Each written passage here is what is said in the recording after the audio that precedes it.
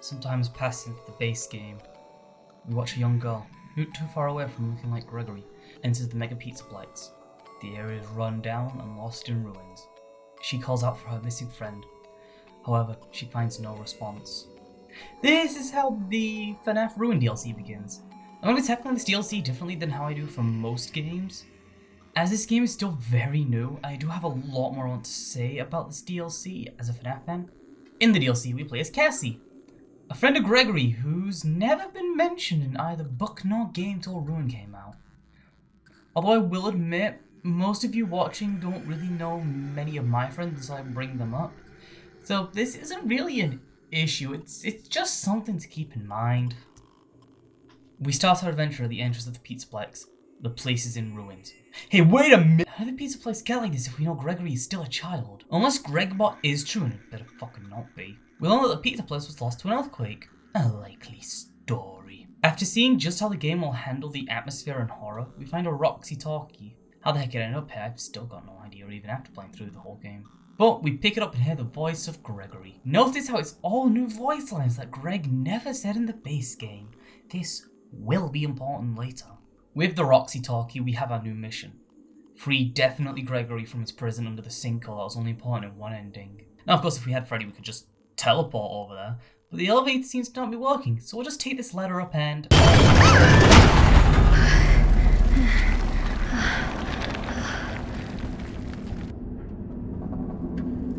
Yeah, so this is my biggest problem with Ruin, and it starts like 5 seconds into the game. The game's horror is a little too scripted in the same way Sister Location's horror is scripted. Some people are just going to enjoy it more than I do, I'm going to fully admit that. It only really gets you on first playthrough, and that's how it's been for me at least. But since I like to replay my games multiple times to fully get the whole experience and to maybe see some plot details that I didn't the first time around, it does make that a little harder for me to do than the base game did. In fact, I just got the base game on Switch, and I have no idea how Ruin is going to play on Switch. Oh boy, that's going to be a fun disaster. If you like this, cool. But I just can't. That same scripted thing goes for the event here. But at least we get to a genuinely unsettling area over here. The kitchen is filled with rotten food and cockroaches roaming free all over the place. We also get the first jump scare, and it's like Mapbot all over again. Where it's scary because you can't see Chica here because she just spawns in.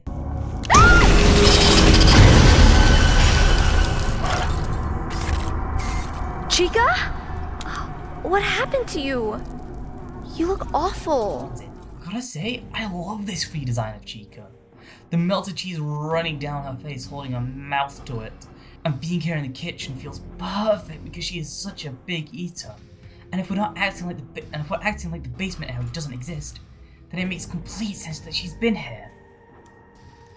But after escaping the kitchen and making John FNAF cry himself, we pick up the Faz Wrench. With the Faz Wrench, we can access the panels that spawn in between games. This is just something you have to accept, as we know they existed even before the base game, given that people like Cassie's dad had them.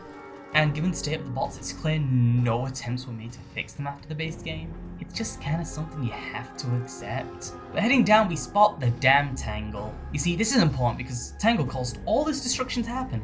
And yet, this is all you see of Tangle. He is here for 3 frames, say goodbye.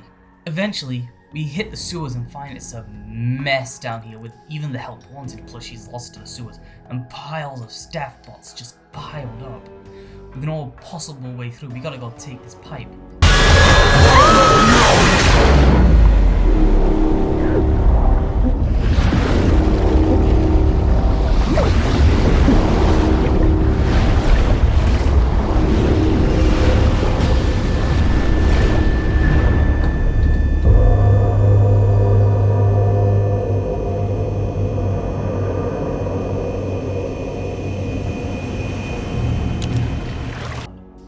pretty great intro, I'm not gonna lie.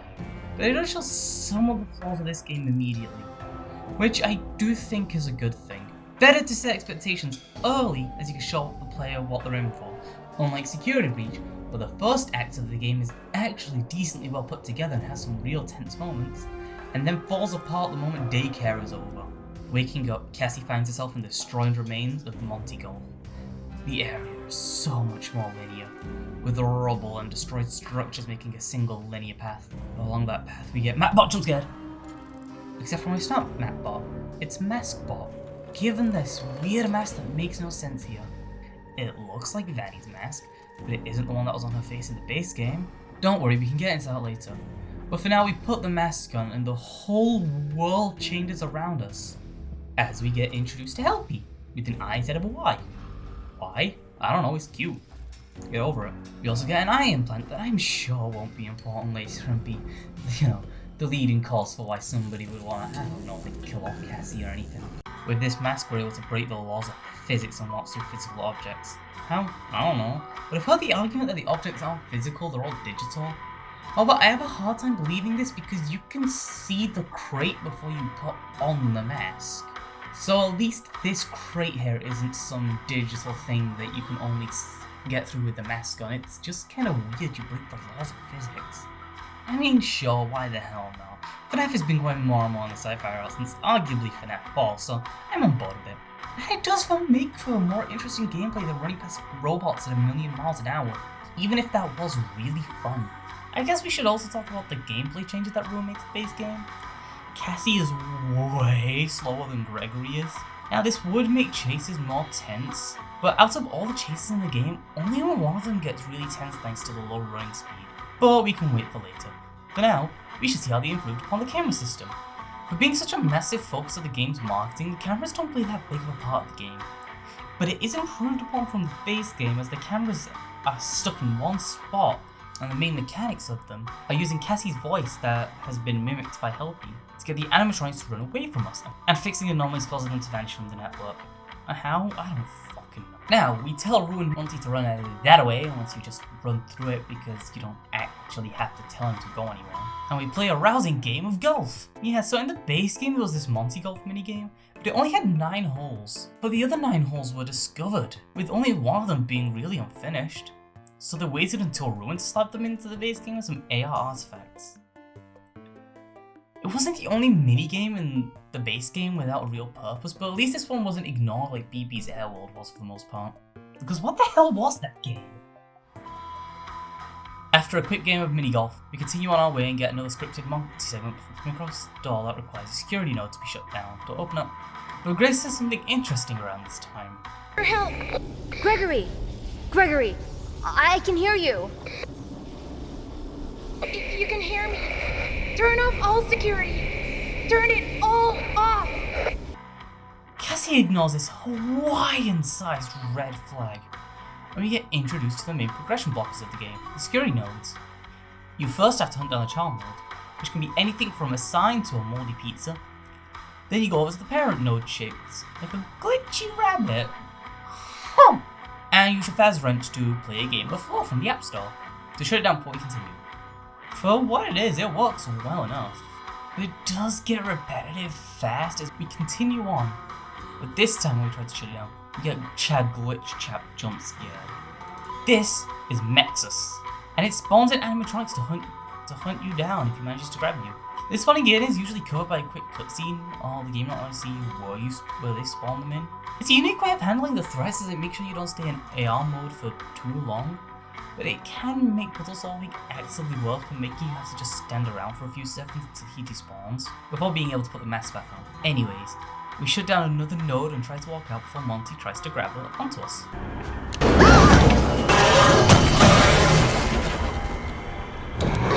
And he fails, instead of getting crushed by some rubble. We casually ignore that and head through the door, heading to a security office, and dealing with another node before getting to laugh at Monty and seeing the much improved death animations. Unlike the base game where they just kinda shake you, Cassie looks like she's fighting back and being easily overpowered by the bots. I'll be randomly throwing in the rest of the jump scares throughout the video, so do be prepared. This does lead to the last area of the chapter. It's a random warehouse. And for what has been an excellent first chapter, it's a pretty weak way to go out. It's simple to deal with and has nothing of note to talk about, besides the no gameplay already getting boring. But we also get to deal with an anomaly puzzle, flicking through some cameras, clicking on objects, then watching as the world changes around us to match what we did on the cameras. A way forward. A way to daycare. We emerge from the hole in the wall to outside the Superstar daycare. Cassie sounds like she should be surprised, but she isn't. I'm gonna be honest here, Cassie isn't the best protagonist. While she cares for the robots and the characters they represent, she does not give her a wide range of emotions. Nothing on the actress, I understand that she hasn't actually done that many performances, and as time goes on, I'm sure she'll improve. But right now, Cassie doesn't sound right. And hey, maybe it isn't the actress, but it's the voice direction or something else. But as it is, Cassie doesn't come off as a kid in this giant abandoned mall filled with robots that want her dead while she's looking for her lost friend. She comes across as a sassy kid who doesn't care for her own safety, who can care for the bots, but is also pretty willing to just ignore them. With that roundabout Cassie over, we make our way into the daycare, and after some crawling around the daycare, the attendant grabs us. Naughty! It's time for your nap! No light! But we stun him with light, causing him to disappear for a little while. We shake off the experience and try to continue before he grabs us again, and now it's in sun mode. Friend? No friend! I am trapped in a nap! Reboot! Reboot! We need to be whole! You want me to reboot you? With this? Naughty! Lights on! Lights on! Turn generators on! The pair are fighting for control, Sun explaining that he's been trapped in a nap, unable to fight against Moon, and after seeing the Fraz wrench, he knows he can be rebooted with it. I'm sure that this doesn't contradict another previous story about the reason why there are generators in daycare. You know, because they absolutely under no circumstances could not get rid of Moon no matter what they tried. I'm sure they take that kind of information into consideration when making this segment. Now Sun says to turn on the generators and reboot him, but I say screw it, let's go to him.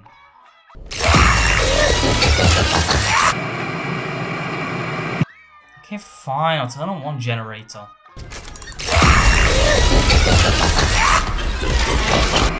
Fine, I'll do both.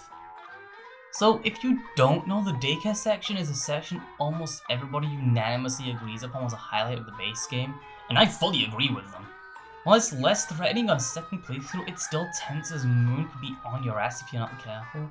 And it is still a highlight of the base game, and it's why I say after that's where everything falls off. This segment is boring and easy. What used to be a maze of play structures going in and out of them, having a boss constantly patrolling you, has now gone to flip on 2 generators and press a button. What I think they should have done is have the attendant chase you through the structure, and while you turn the generators on, it's only so that you can lead him into the light where they can fight and power down into a state where you can reboot him into Eclipse.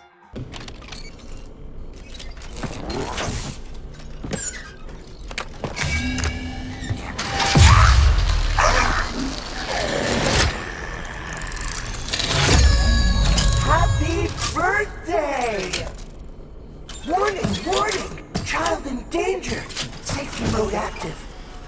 Little girl, you can't be in here. It's dangerous.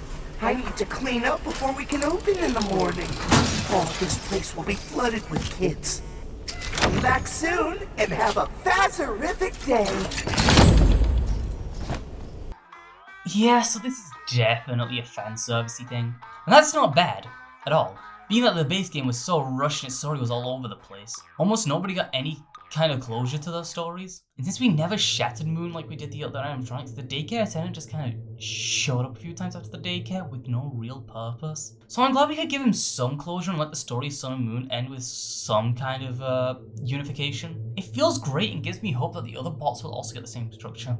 Maybe Vanny can get some kind of closure as well, because that story went fucking nowhere. Once outside of daycare, we come face to face with some endos. Now this is interesting. I already felt like the daycare section was a fanservice area, but having the endos here from that other acclaimed section of the base game only drives that idea more. This section actually took me a few times, there's a lot to balance. There are endos who you have to keep your eye on, Well, they won't see if you have the mask on. They can still kill you, they just want to hunt you. But there's also the Fazwrench panel here, and the nodes, and of course Mexus. So you want to keep the mask on to deal with the nodes, but Mexus will spawn in, so you have to take it off. But if you take it off, the Endos will come chasing after you, so you need to know what all the active Endos are. And more active with each child node you turn off. I think this is a great segment and makes up for daycare having nothing going on besides rebooting the attendant. And it's another great piece of fan service showing the fans that once all the setup of Ruin was out of the way, they're going to keep the nodes fresh by throwing in new challenges each time. When in the theatre, we had to solve another camera puzzle and spawn in a massive endo. But before that, we had to talk about this.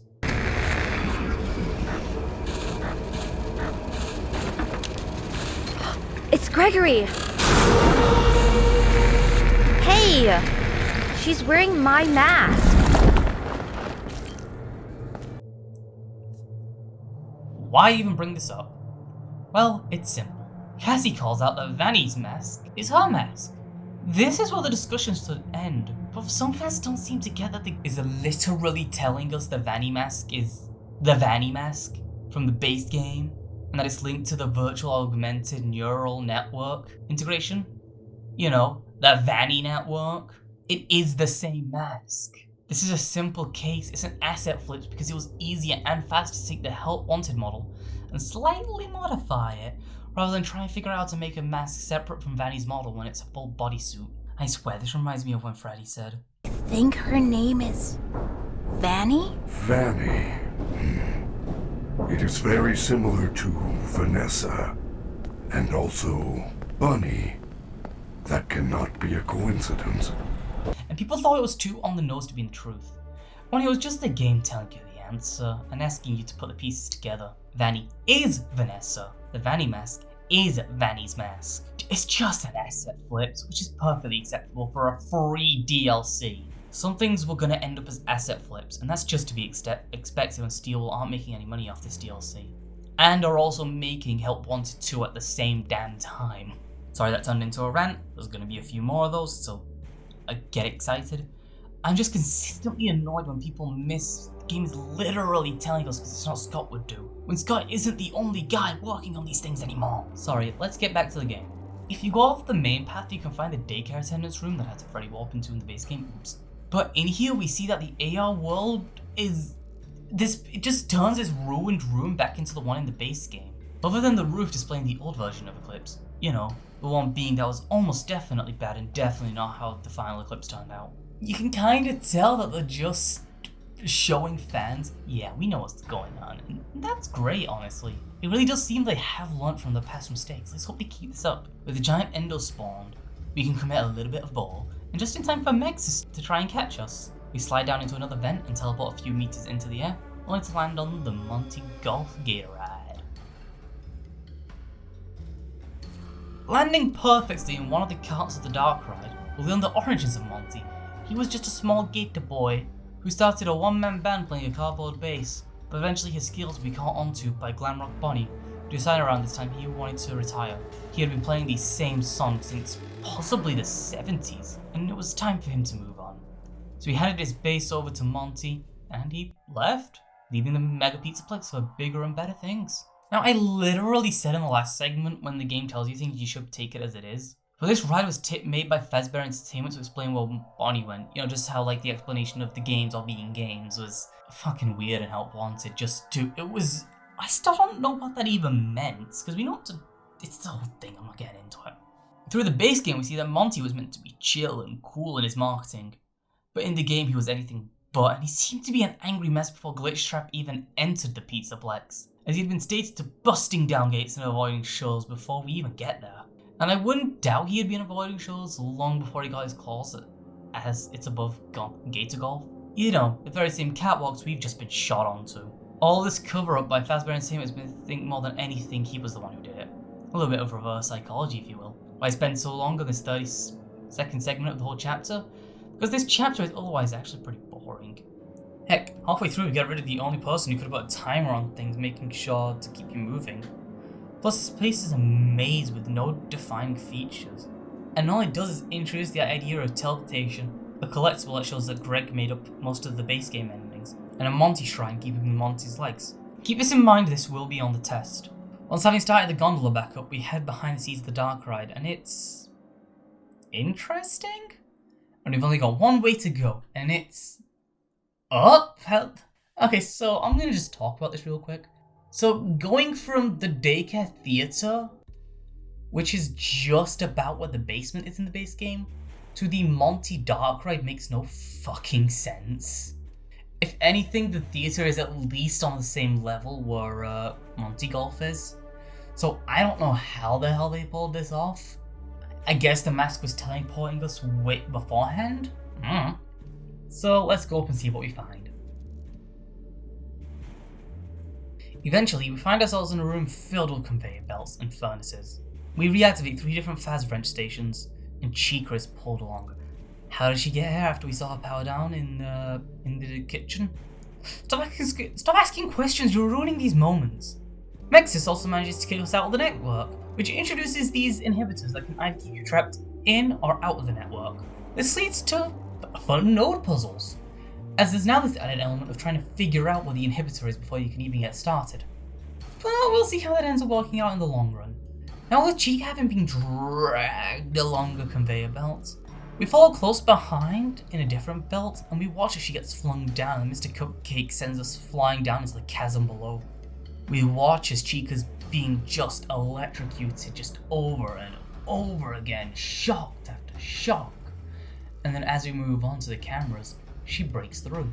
We have to use the cameras to keep Chica away from us as we try and enter the cupcake shop. We watch as Chica is seemingly always low on power, and she's willing to stop to eat the trash despite her mouth being barely attached by cheese when it was clearly melted plastic in the original poster. If you diverge from the path it wants you to take, you can find a Chica shrine and a cup minigame. Chica's Feeding Frenzy from the original game. I'm happy it's back, but like, why?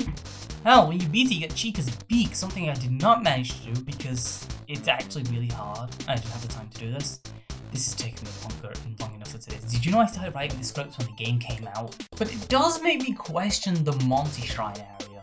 Was that originally gonna have something like Gator Golf so we could get Monty's legs and then reattach them to him? I think it would have been great, but as we go on, we'll see why they didn't, and yeah, I can't lie that it was probably the right move. Once inside the cupcake shop, it's more nodes. Yay. This has got repetitive at this point, as the nodes don't have the same kind of challenges of balancing acts at the daycare section. All you have to do is remove the mask before Mexis can catch you, and bada bing bada doom, we're done. So let's go through the door and... What the fuck even is this? Turns out, we're in a server room for the Upper East section. This is about where the atrium should be, right? Because if it isn't, the atrium never actually shows up. But in here is the very real possibility of Mexis tracking us down and killing us. Well, our base seems to be surely safe, we sure as hell ain't. Heck, if we stay in here long enough, Mexis will spawn us to kill us in the damn void. Luckily, all we have to do is a simple camera puzzle, and we're good to head off to the next area. But before we do, I'm gonna say it, this place is visually stunning and really shows off what Steelwall can do in terms of visuals. And it doesn't tank most people's frame rate, so that's great. Next, we come across the area where I think the story of the OG DLC and the more fanservice-y one got split. Once having headed into the beauty salon, one of the first things we can find is the Princess Quest machine. We can see it's been shattered and destroyed. If Vanessa wasn't freed in the base game, then she's never getting out now. However, when we go through the door, we get something interesting.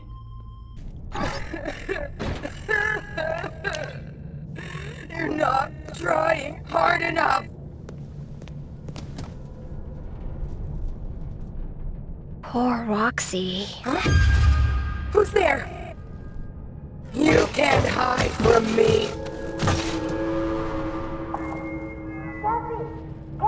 Gregory. No! Gregory, run! Roxy's after you! Gregory, are you there? Cassie, I'm okay. I found a spot to hide. Turn off the nodes in the salon to follow Roxy. Hurry, she's close. So, unlike Monty and Chico, who don't really have any or many new voice lines in the game, Roxy is a major character, at least one who gets a lot of focus, and I'll save my speculation for later. But for now, Roxy's been called away by Gregory, who's clearly in the next room. Like, very clearly in the next room. I cannot emphasize this enough. Gregory is... how did he get out of the damn... You know what, it's fine. So, Roxy then has to go and catch up to Roxy. Do you know what time it is? It's node time! But now, there's a threat of Mexus catching you and killing you. The thing is, with each child node you shut down, a new inhibitor activates, locking you in the AR world, meaning Mexus can spawn at any moment and kill you. This gets tense when the game throws in another camera puzzle, and Mexus can catch up fast if you're not careful.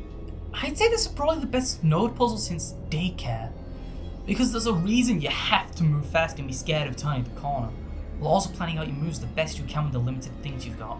You can even finish off the Chica mystery here by finding Chica and giving her back a voice box before she powers down, likely for the last time. A sense of closure should be felt, but I have some wild speculation we can get into later. How later? Look at the runtime, we've got a bit of time here. But with the security breach, we can escape into a seemingly unused ride, the Roxy log flume. How is Roxy navigating this stuff all blind? I have no goddamn clue, and it's gonna play a bigger part later. But we do have a fun segment here with Monty.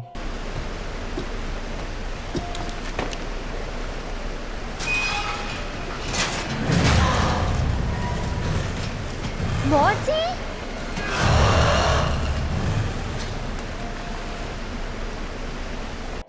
Monty's swimming around in this murky, dirty water, patrolling it, so don't fall in or he will kill you.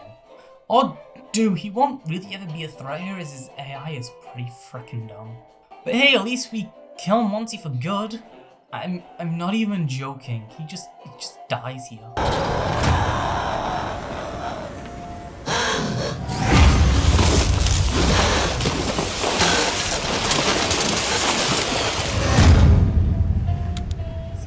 And it's to Glamrock Bonnie.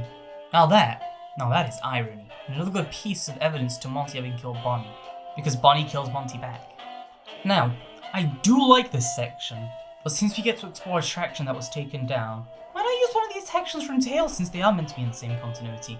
You know, like the AR booth, we have a giant AR mask, we can see how fun it'd be for those to interact. Maybe the giant storyteller tree that got glitch trapped infecting the whole place to begin with. Assuming Mimic 1 was glitch trap at the time, which I think it's a little unclear. Maybe the yellow roller coaster that was in the game that just never fucking shows up. What about the pipe maze from Clethophobia, which will Ballora fans some love? Hell, you could even use that to tease out Wanted 2 some more. I'll just throw us a bone to us Ballora fans who aren't fans just because of the Mother Afton theory. All this does show is that we could have used more of the Ruined Pizza to show some of the rides from Tales that weren't in the games. And they just didn't? I guess I'll say my stance on Tales games while we're here.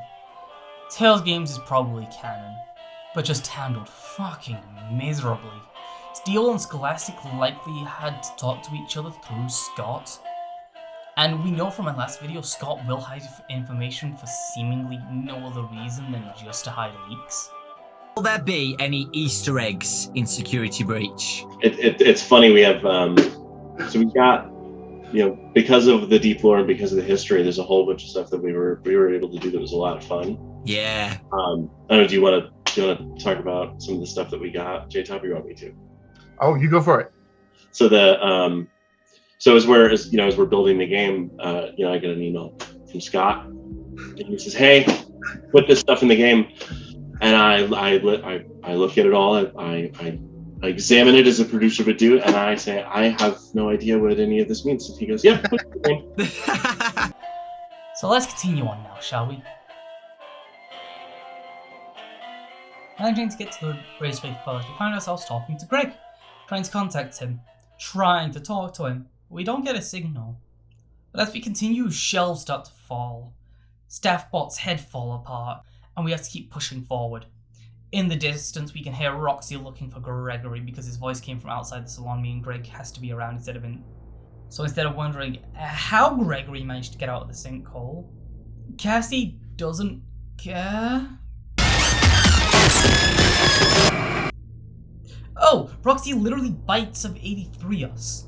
I hope that won't cause any issues later. This chapter is actually pretty short, as all we have to do is lure Roxy away from us and have her smash through walls. You have to chase Roxy while making sure she doesn't catch you.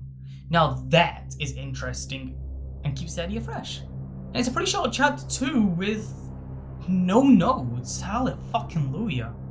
Just a Fazrange panel and... Give me back my eyes! Ah! Let go! Let go! I'm sorry. Error. Roxy just malfunctions. Weird. Hope that doesn't become important later. You may be noticing that as we go on, I have less and less to say about the chapters, and that's just because the middle section of this game drags on a little bit, while also not having much in each chapter. But now that we're in the final stretch, we come across something incredible. A hallway with plush babies. What's the point of this? Maybe to prove the further we go in, the more the digital and physical merge. Or maybe it's just something for the fans with how fan servicey the game is. Who knows? But behind the door is something very interesting. Bonnie Bowl. Now in the base game, this door was meant to lead into Vanny's room, but here the door has directly changed. And this doesn't surprise me. Remember the mess of what the heck the daycare actually was, whether it was above or below Monty Golf? Clearly they're not taking the original base game's layout into design. But going through Bonnie Bowl, we find these fuckers are back. Instead of there only being one or two of these minute music men running around, there's an entire gaggle of them. Multiple gaggles of them. And you're told to shut down the noise in any order you want. The way to get rid of them is to use the camera system to call them over to a location and turn off the node. Once the child node is turned off, the music men deactivate, but there is something else that can happen here. If you've been turning off all the wet floorboards throughout the game, you can find Glamrock Bonnie. He's broken, split in half into a very similar way to how Monty was after being thrown off the catwalks, with green paint on his chest. Now if you ask me what's going on, I think Not Real Name Not At All figured it out. Monty killed Bonnie, but tried to cover it up. But since Monty's an angry dumbass, he didn't do a good job at covering it up. But Fazbear Entertainment never thought to look in Bonnie Bowl. Last area they saw Bonnie going into was Monty Golf. Why? I don't know. But now, with this little bit of closure, the story of Glamrock Bonnie can be put to rest as you let the light from Bonnie's eyes die off. And with Monty being killed from a Bonnie light, it's the Pizzaplex getting its revenge. Which, if Monty didn't kill Bonnie, why have him die to Bonnie? It only really means anything if Monty was the one to kill Bonnie. But whatever. Now, with the parent node being shut down, we can go into Bonnie's green room? You know, for being Bonnie's green room, it's weirdly Freddy themed. Even having a poster, Together Forever and Ever, Love Freddy. With these pots dating, because that's cool with me. It could be a close friendship, but saying Love Freddy, it's a weird way to say a close friendship.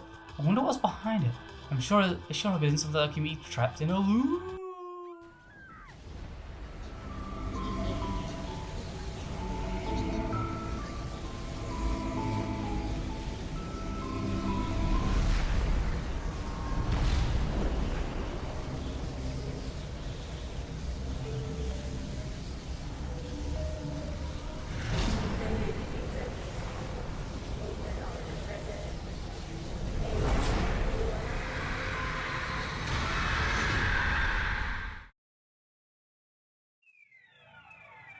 Landing down, we start to see the only reason Fezzoblast is here in ruins. If you look at this wall real quick, you'll see the glitch trap spawn from Princess Quest. And the word Vanny next to an arcade machine that has been conquered. And in the real world, rests the princess's lantern on the machine. And in the AR world, a sword having been stabbed through it. So Princess Quest is canon. Honestly, Princess Quest was always my favourite ending. But having the port called Burn Trap the true ending less than 6 months before Ruin came out was a really bad move. Some people still use it trying to justify Princess Quest can't happen when they are objectively wrong, as we'll see later. Burn Trap didn't happen, stop coping. There's also something else interesting here. By having Vanny directly on the wall right next to the glitch trap spawn of the broken machine, it's just them saying Princess Quest without Vanessa. Like, please stop saying it's Cassidy. If they were willing to change things like Charlie Doll, why would they change Cassidy? It's not about Cassidy. Cassidy's stuck with William in hell. Just get over it. Going further down, we crawl through the vents and we see some new graffiti. Bad Bear, he was our superstar. They keep building up to something, but when you land down in the arena, it's just another node section. One where you can't take off the mask. It's a race against time, and with how tight the area is, if Mexus catches up, you're just gonna have to keep running through the winding and twisting arena. And to hope, just hope you can shut down the node in time to open up the teleport tube. And once you take off the mask, you get one of the most horrifying moments in this game. Freddy! Freddy? Are you okay? Be functional. You find a familiar bear. Glamrock Freddy is back, bitches, and if he catches you, he won't let go.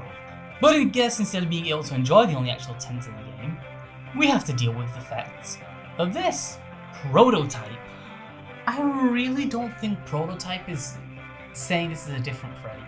It's probably just something to explain why Freddy wasn't in the Vanny network, because when you put on the mask, he just vanishes. For this not to be the same bot, it would have had to have been damaged in the same way as Glam Freddy. It would have had to have ended up in almost the exact same location as Glam Freddy. We're also trying to shove this child in its stomach hatch, something Glam Freddy didn't think of doing until the base game. As you can see with that death animation, so kindly played for you, Freddy is trying to do to Cassie what Freddy did multiple times with Gregory. Place her in his stomach catch. His body is running off pure instinct now that the head is gone. Now it knows of a child, and it wants to relive its last bit of muscle memory. Even better yet, when Cassie is able to put the mask on, Freddy disappears. Freddy was stuck in safe mode, completely disconnected from the Vanny network until he got Roxy's eyes. So, if Roxy's eyes are the reason he can see Vanny in the base game, like, this has to be the same Freddy at this point. There's just no arguing it. One texture that wasn't even there in the damn trailer doesn't prove anything, and you have to ignore how much it just solves just because you want the ability to bring Glamrock Freddy back. I'm being completely honest with you, I think that's what this prototype's texture means. It's still being able to eat their cake and have it too. That was a weird way of phrasing that. It means if they bring Glamrock Freddy back, they don't need to explain a damn thing because it's not the same bot. I mean, look at it, it's got prototype on it. And if they decide to keep only Freddy's head around, well, look at it. It's clearly Glamrock Freddy. It's missing its head and everything. It's covering all bases and it hurts. And with that over with, we finally managed to leave Freddy to die inside of Faza Blast. Let's get hit with a mini Music Man segment. I'm sure it took some restraint not to spam them everywhere, but this isn't a great compromise as it's possible to outwalk the mini Music Man. Sure, you still die, but you hit the auto save trigger, so does it really matter? Overall, I give this section an 8 out of 10. It would have been a perfect 10 out of 10. But this place has caused so many debates when it tells us something very simple and people overcomplicate things. Forgetting that we're now in an era where the story is pretty much told to us as it is with only some small background details to look for. At least now we're in the final chapter. Oh god, I've been going for like 40 minutes now. And once having arrived in the party garage, we find ourselves talking to Gregory again. We learn that Roxy is the final node. Something that... Okay, we need to talk about why she's covered in green code. So when you put on the mask around Roxy, she has green code over her, unlike the other bots who are in this purpley code. And I think there are two reasons for this. The reason why the green code looks like it's her body put back together is because that's how Cassie remembers her. Now, Cassie's memories have been shown to affect the AR wars, like when we learn about the origin of Gregory and Cassie's friendship back in the salon. As for the reason why it's green, I think a lot of people miss the obvious answer. She's not connected to Mexus. Like, people will say, oh, it's the glitch trap code, and no, it's not that. Because here's a little fun fact for you. Mexus cannot spawn Roxy. That's it. That's where this conversation ends. Mexus can spawn every other threat from the Music Men to the Endos to Chica and Monty. But he can't summon Roxy. And you know what? That makes sense. If Roxy's the final node, why would you set up Mexus, the security system, to spawn her next to the damn person shutting down the security? Why would you make it so your antivirus would summon the file the person would need to destroy the system. Of course, you know what? I'm gonna just let this part play out because it is genuinely moving. Roxy. Cassie. Your special Do you day. remember me? I remember. Your special day. Do you still like carrot cake? It has been some time since I saw you last. If I remember correctly, it is on the 11th. I remember because you are number 1. Twice. Have you booked your party? I'm sure your friends will show up this time.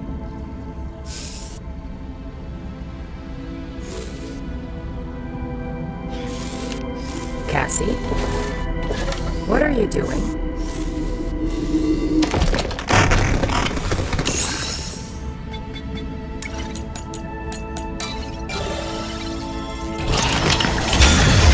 Sorry. I love carrot cake. Happy birthday, Cassie. Roxy. I'm sorry. I'm so sorry. With this, Roxy's story comes to a close. Monty was killed by his aggression and karma. Chica was so focused on eating trash she forgot to keep herself charged, eventually toppling over, and with her voice box, the trash bag falls out, probably where her food was stored, likely because she just powered down, she didn't have any charge. Freddy is doomed to forever roam around his attraction, looking for kids to protect in the only way he knows how, but not knowing when enough is enough, and his instincts taking over, making screeching sounds from the voice box he had stolen from Chica. And Roxy died by the hands of somebody who really cared for her. She might have to keep telling herself that she's the best, but Cassie always knew she was. Roxy was the only one free from Nexus, and yet she was the final security node. This is how this was always going to end. But having somebody who genuinely thought of her as a threat, as a friend, after knowing throughout the base game she had so much self-confidence issues, it's touching. Because in the base game, Roxy has to keep building herself up. Your performance was perfect tonight! Thank you. Your hair is beautiful. Your tail is beautiful. Everyone was watching you. Everyone loves you. And now, when somebody's here, somebody who finally sees her as the best, somebody who sees her as great, she's the one to power off Roxy. This moment really hits. I was never a fan of Roxy, but I do think it works with the story. Of course, Roxy's whole characterization had to be slightly changed, and you can see the moment where the writing snaps from how she was written in the base game to this game, because Glitch Trap is just gone, I think. But every major bot in the base game got some kind of closure besides DJ Music Man. And that's what I like about this DLC above anything. All the bots' stories end so we can cleanly move on to the next game with no loose ends. It's great. And now there's only one loose end to tie up. Cassie goes into the back rooms of the raceway, the AR network no longer being able to be accessed. And with one final creepy message from Helpy, with its eyes growing yellow again, it's time to go down the elevator. The one from the Burn Trap ending. Head further down. Cassie crying as we make our way down. Okay, so I'm gonna cut in here and talk about what I've been building up to this entire time. I think this moment was meant for Chica, originally, not Roxy. Looking at the poster, we can see Chica is front and center, and heck, Cassie looks suspiciously like Susie here from Pizza Sim.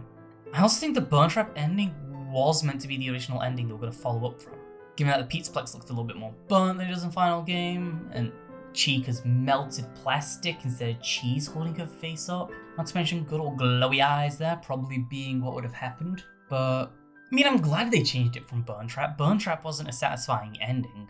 Whereas Princess Quest at least had something to it, you know? Maybe that explains why Gregory starts to stitch voice lines together. They just changed things a little too late into development and couldn't get the voice lines they needed in time. But with everything going on, I do think, hell, the DLC's code name was Chica's Chowder. I do think Chica was meant to be the one to get this moment, not Roxy, but I'm glad Roxy got it. She was the only bot of the three in the base game with any kind of actual personality besides Glutton and Angry Puppy. Even if I think that is just because the game was so rushed they couldn't put in any of the nuanced moments for those two. Who knows, but it's time to get back to your regularly scheduled crying children. As we get into the basement, we find the way to the pizza place has been locked off, with a massive tunnel having been formed. Looking into the files, we know it's called the Tangle Tunnel, and the Tangle was the renamed of this thing that showed up for 3 seconds. So the Pizzaplex was brought under by the Tangle tunneling out, and now it roams free around the Pizzaplex, still showing up in the intro of the game to prove it's still around. Maybe it's what all glowy eyes up there was meant to be, but it seems like whatever role the blob was going to play got maybe changed or cut off in development. I can't say entirely, but as we get out of the tunnel, we end up in the Twisted Ones. What? You know what? Fuck it, let's continue. We continue on into another building. It's probably just the back rooms that you can't see of the pizza place. And, I mean, this is kind of followed up with because you can find him. You can collect Faz tokens around the area and one by Bonnie Ball, weirdly enough. And by collecting Faz tokens, you can hear what Candy Cat has to play. Now I will tell you a story about a mother and her little boy who lived alone in a cabin in the dark woods.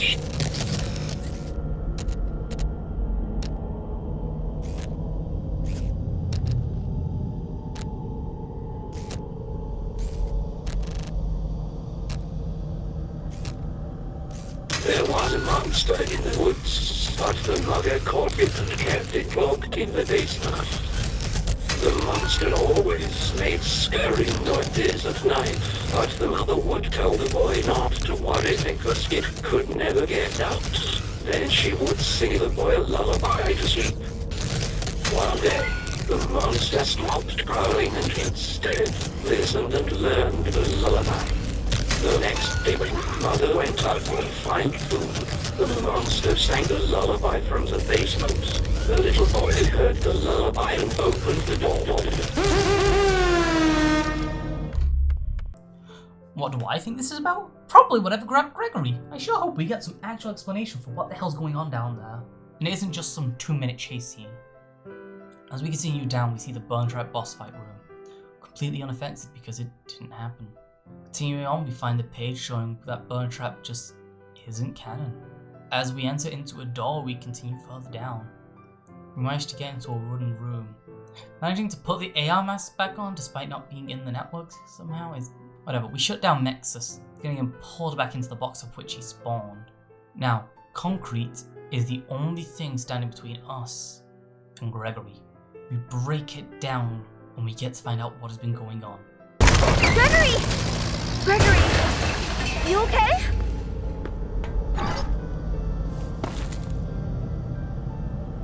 You saved me! You saved me. Gregory? I'm Gregory. You're not Gregory. What are you? I'm Gregory.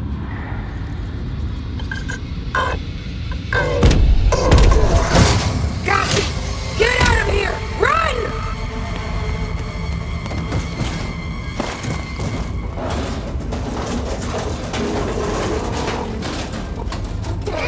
So what the heck just happened? We broke down concrete to find an Ender wearing costume. Roxy just teleports down, having not been any more damaged, so I don't know what path she took to get here. The pair fights, the Ender wins, and begins chasing us. It looks like the Ender is trying to wear a suit to make it look like Gregory, but it clearly isn't. What is this thing? I could tell you what this thing is, or I could tell you to go read the books about cancer giving AR machines and anime waifus to learn about what this thing is. We begin the chase with the old Ender. We manage to hide away before it kills us. And we run up to a Fredbear cutout. We put on the mask in this area cut off from the Freddy network, and we stare into a screen that just confirms even more Apprentice Quest happened, while the daycam music starts playing.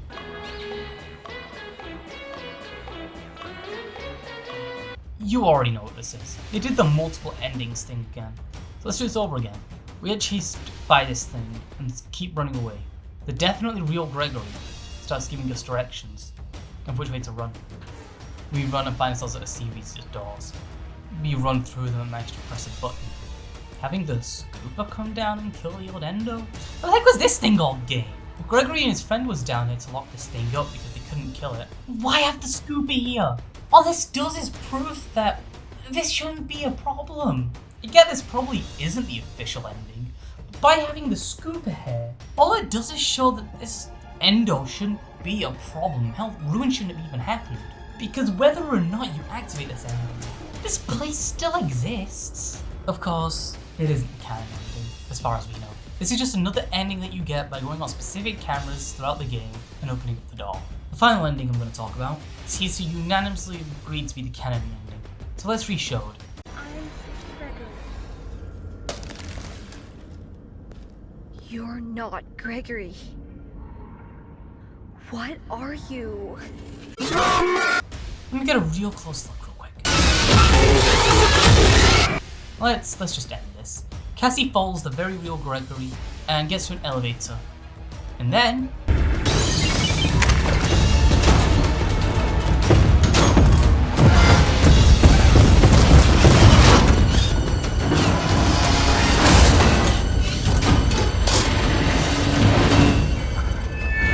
Cassie, it's me. I think I need to explain a few things. You were never supposed to go to the Pizzaplex. That thing in the sinkhole tricked you. I really don't know what it is, but it's been trapped down here a really long time. The Nexus security program was designed to keep it hidden, but you shut down the security, and now it's free. It's not your fault. I know you did it for me, to save me, but we can't risk being followed. I'm sorry. Gregory? No!